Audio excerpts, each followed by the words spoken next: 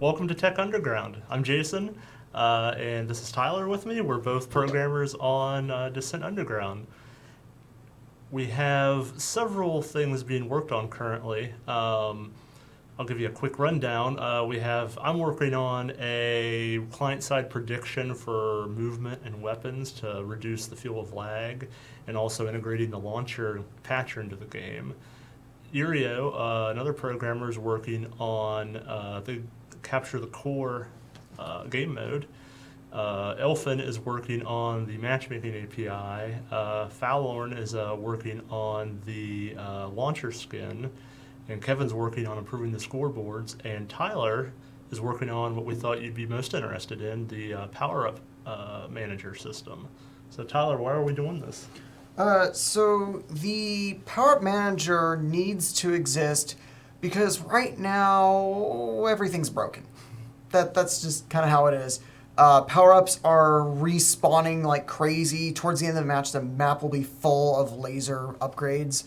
Also, some power-ups will just not exist. This is especially the case of the Mega Missile. You'll see a Mega Missile fly through it, and there's just not actually a Mega Missile power-up there. And when we try to drop shields and energy from exploding ships, it crashes the engine for some reason. And we also want better control of when power-ups spawn. Like, for example, we want the Mega Missile to respawn after it's fired. So, like, you fire it, there's, like, some delay, and then a new Mega Missile appears somewhere on the map. And not, it's been 60 seconds since the last Mega Missile was picked up. I should make a new one now. So, yeah, that's why we need it. And what are the kind of the real top high-level parts of what we're doing? So we're splitting the functionality into three classes. We have the manager, we have the spawners, and we have the power-ups themselves. And then for the how, one thing we do is when systems or changes are kind of non-trivial, we write a kind of a brief technical design doc where we kind of outline what we're doing, how we're going to do it, and then the other programmers give feedback and such. That way we can kind of make sure we're not going down a dead end, or make sure like somebody else is working on a related system, they can give feedback how to make it work best together. Yeah, and then we also have Rob check off on it, make sure that the system we're implementing is in line with the design. Yeah, good point. And I was wondering if you could give us some of the details, maybe the kind of summary from that doc of how you're going to do it. So the manager itself maintains what I call pools for all the different types of power-ups. There are tons and tons of different kinds of power-ups. I mean, you got shield, energy, missiles, different weapons, all sorts of stuff. And we need to organize that into these pools to make sure, like, something has been used or something has been spat out. We need to know about that, so we track all that.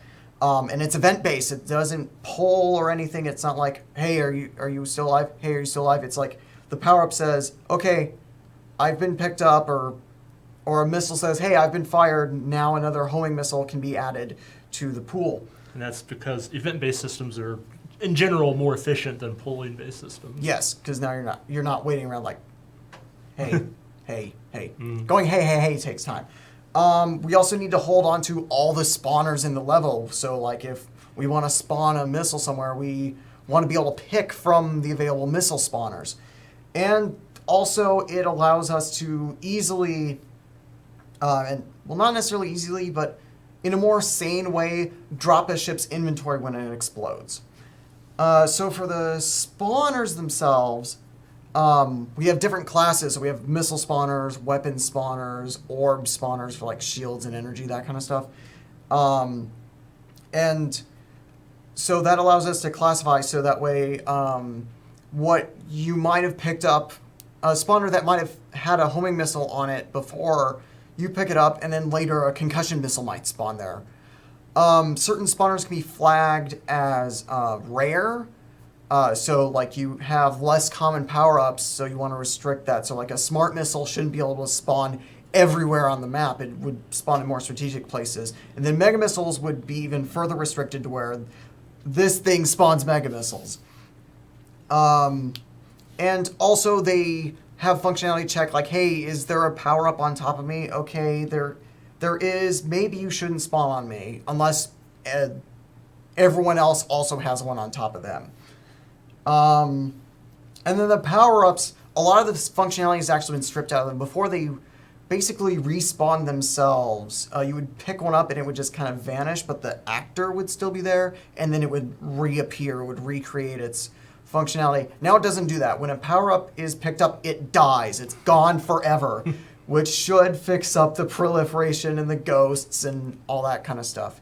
So yeah, that's kind of a general overview of how the system works. Great. And I really like how you described reducing the functionality of something we're splitting it apart can help us reduce bugs. The complexity of everything just piles and piles on top, and we try to have to control that, otherwise bugs appear here and there that we just don't understand. Yep. Cool.